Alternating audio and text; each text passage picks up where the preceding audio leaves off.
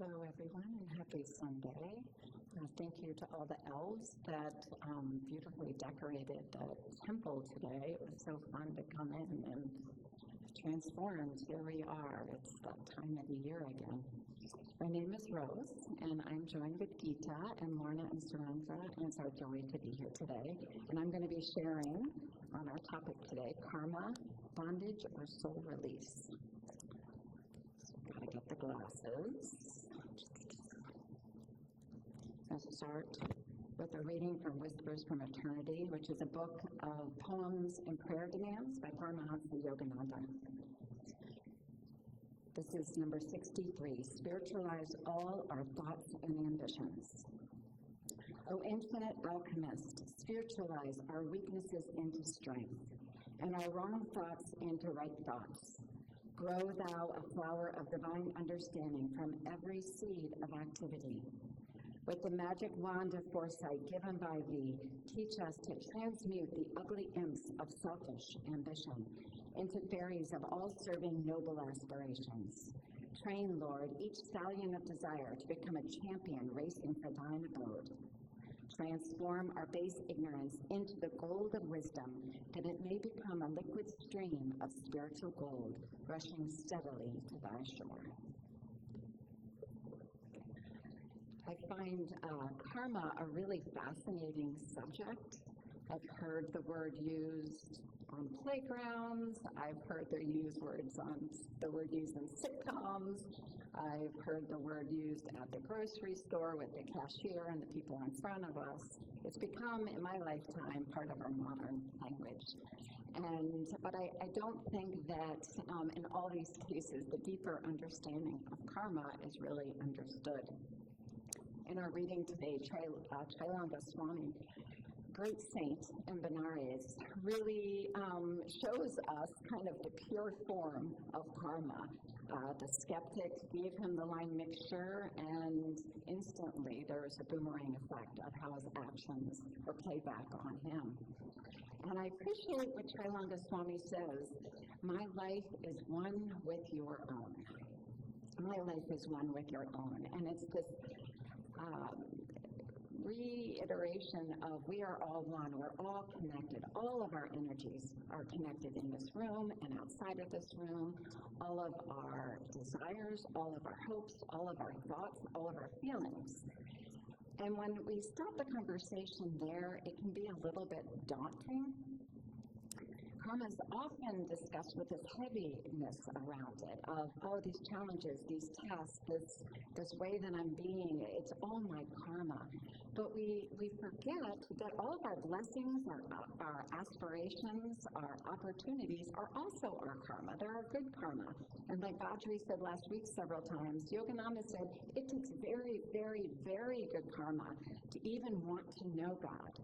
And here we are all here today wanting to know God, or wanting to know more about truth, or wanting to know more about goodness and light. And so we have very, very, very good karma despite our tests and our challenges in life. Often that statement, the biblical quote in our reading, whatever a man soweth, also he shall reap, is what we think of with karma, cause and effect. Karma is a Sanskrit word that is action.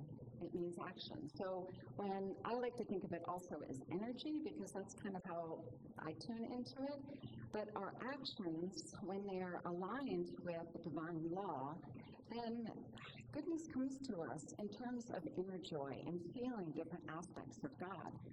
And when our actions are just a little bit off from divine law, or very much off, then we have to learn those lessons again, and it's really uncomfortable. I think of children, how much repetition is needed to teach them either a task or just a certain quality in life that's not natural for them. And there's this repetition, and a good teacher, a good parent is kind of cheering them on and supporting them. This made me, when I was thinking about this, it made me think of a story from the Living Wisdom School, which is our Education for Life school that for many years was elementary school, preschool to grade 8. And at one of our staff meetings, one of our teachers, she taught first and second grade, she was describing how she was teaching the kids the I can believe in you face. And she said, I'm really trying to teach my kids that when someone's doing something that's really challenging, or they're standing up in front of everybody, that you can give them an I believe in you face. And she describes how the next day she brought a harmonica in. She was learning how to play the harmonica and played Happy Birthday to one of the students whose birthday it was. And she made a mistake on the last note. And she described how almost all the children gave her the I believe in you face. And they add their own words. If you can do it, I know you can. You're almost there. And I love this because it makes me think of Divine Mother and all of these masters, loved ones that have gone before us, light beings on the other side, all saying, you're doing this, you're almost there, you've got this. So that they're really supporting our efforts to learn our lessons. Badri last week talked about the law of reincarnation, and reincarnation and karma are intertwined. You can't really have one without the other. And basically, we have these essence of who we are. I just had a conversation with somebody at work who's Catholic and was talking about the same concept, this eternal self, the authentic us, our soul nature, soul consciousness. And this is who we really are, and it's with us for the cosmic journey. So from birth to death, and birth and death, we change. It's like putting on a heavy coat, the masters tell us. But our essence doesn't change. And inside of this energetic, the soul aspect of ourselves, there's an astral body. And our astral body is where we hold our karmic memories.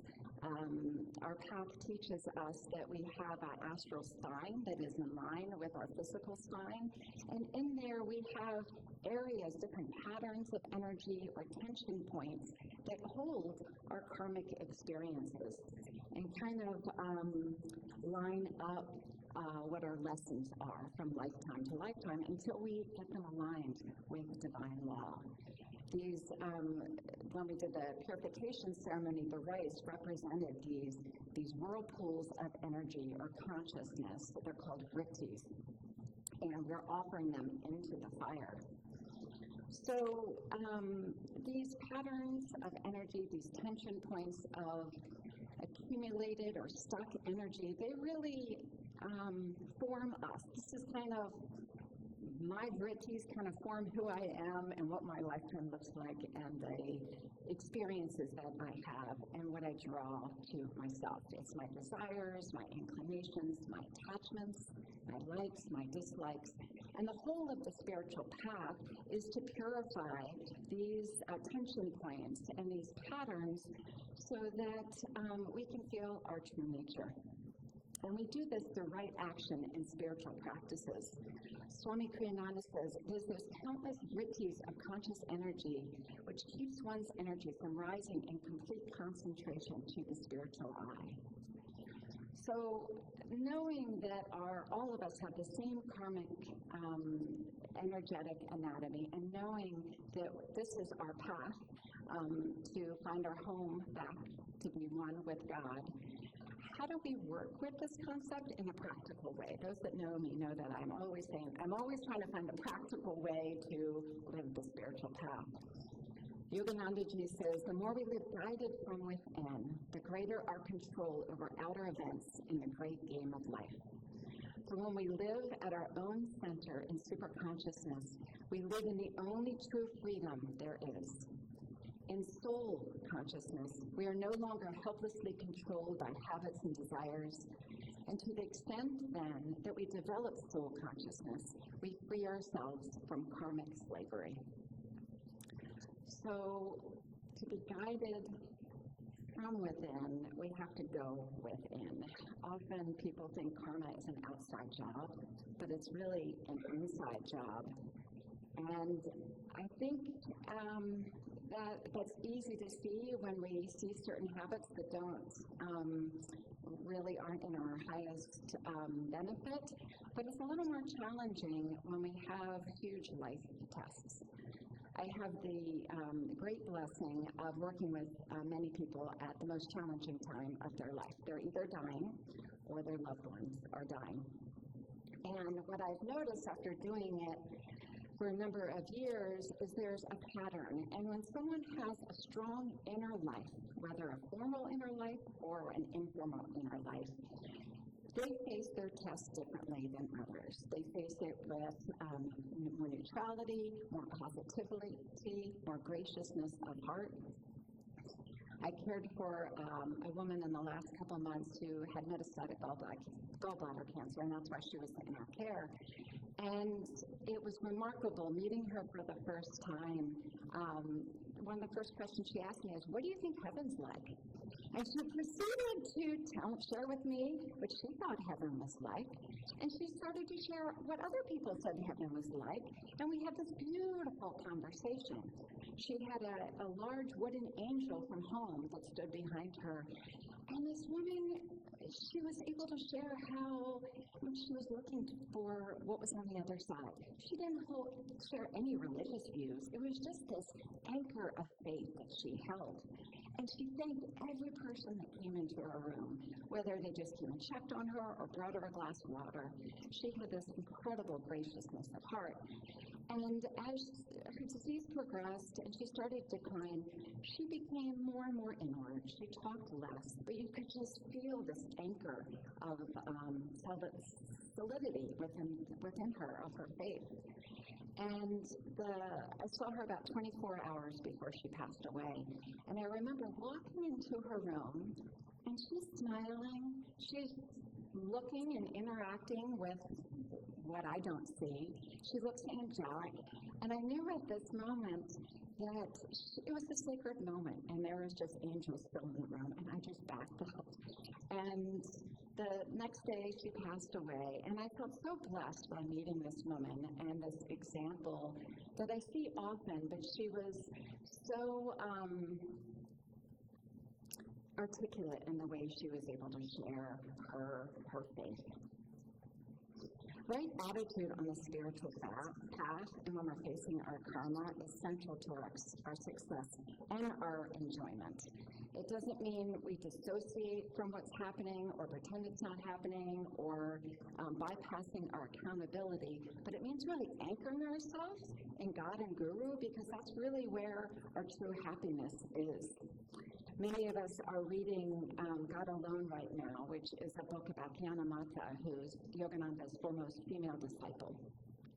And she came to live in Mount Washington with Master, and she became liberated in this lifetime. And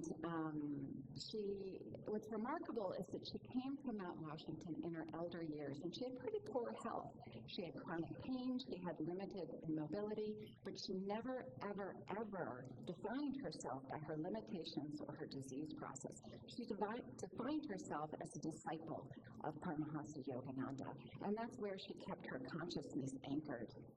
She says in one of her letters in the book, "I maintain that holding my consciousness on a high plane is of the first importance. If I take care of that, everything else will eventually come into line." Gita Mata's still-life dedication, for me when reading, is a little intimidating at times. I think, she's here, I'm here, how do I get there? And I keep coming back to you, just do what's in front of you. We all have our own challenges. We're born at this time in history, in these bodies, in these lifetimes, in these circumstances. And we need to discern what's true, what's God, and what's delusion.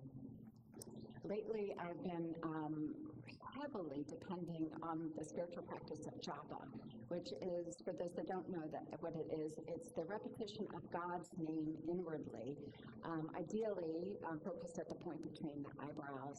And it's a continuous prayer of the heart, and it's practiced in many, many, many traditions. And it's a mantra or a prayer or an affirmation. On our path, we'll often say Om Guru, or God praise Guru. Yogananda has many, and Swami Kriyananda, many affirmations as well. And I have a really busy mind. It needs a lot of attention. And so I have I would say I have a whole tool belt of prayers and mantras and affirmations and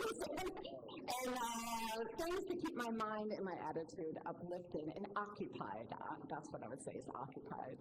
And one that I've been using that I'm continually impacted by its power is Yogananda's affirmation for psychological success. Raise your hand if you're familiar with it. It's in Scientific Healing Affirmations. It takes about a minute to say. I am brave, I am strong, perfume of success thoughts flow through me, flow through me. I'm cool, I'm calm, I'm sweet, I'm kind. I'm love and sympathy, I'm charming and magnetic. I'm pleased by all. I wipe away all tears and fears. I have no enemy, I'm a friend to all. I have no habit in eating, thinking, behaving. I am free, I am free. I command the attention to come and practice concentration on things I do, on works I do.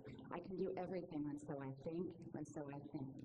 In church, in temple, in prayer mood, my vagrant thoughts before me stood, and held my mind from reaching thee, and held my mind from reaching thee. Teach me to own again, oh, own again, my matter, soul, mind, and brain, that I may give them to thee in prayer and ecstasy, and meditation and reverie. I will worship thee in meditation and seclusion. I will feel thy energy flowing through my hands in activity. Less in sloth, I lose thee. I will find thee in activity. And what I notice is the more you say it, all of a sudden, you're not saying it. And God is working for you. God is the doer. And when God is the doer, there is no karma. My favorite example of God as the doer is in the autobiography of a yogi, in the chapter where Paramahansa Yogananda rides in the ship, in the city of Sparta ship in 1920 from India to Boston. He was invited to be an Indian delegate at a religious congress in Boston, and it took several months to go across the Atlantic. And while he was on the ship, one of the passengers found out why he was going to Boston and asked him to give a lecture to other passengers. And so he gave a lecture called The Battle of Life and How to Fight It. And Yogananda so sweetly describes his anguish in trying to prepare for a lecture in a language that he wasn't fluent in, and he had never given a lecture in this language.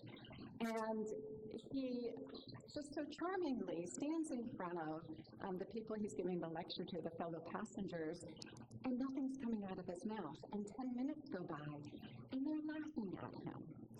And he inwardly prays to his guru, Sri Yukteswar, and instantly Sri Yukteswar says loudly in his mind, "Speak, you can." And so all of a sudden he had friendly relations with the English language.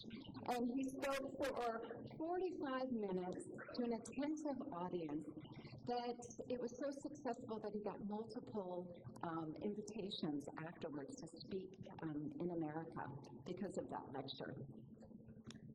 Swami Kriyananda says, the world is God's responsibility, that when you make God the doer, you get out of ego consciousness.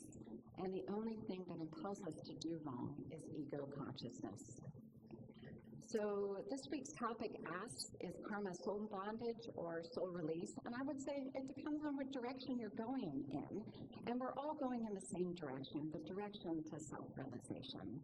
So I think that the more we relax into this, notice the whirlpools of energy that are holding us back, and really live the teachings, then the more we'll experience the joy that comes from that soul release, that remembrance in God. We are starting the Advent season today, which I love. A little plug for Lorna is doing a Advent class at our community at the Living Joy Center in the chapel on Sundays from 5 to 6. I highly recommend it. Advent is It's a traditional Christian practice of the time before preparing your heart for the coming of Christ, for the birth of Jesus. And it's quite a holy time. It's a holy time to be quiet, to remember the lights, and to join in our self-effort on this path of self-realization. So I encourage you to really take advantage of this time. I know it's hard with it getting dark so early, but seeing the advantage of having more time to be inward, having more time to be quiet, having more time to feel gratitude for this path, all paths that bring us home back to God. Over to you all. And I believe we'll have some more music. Yes? Some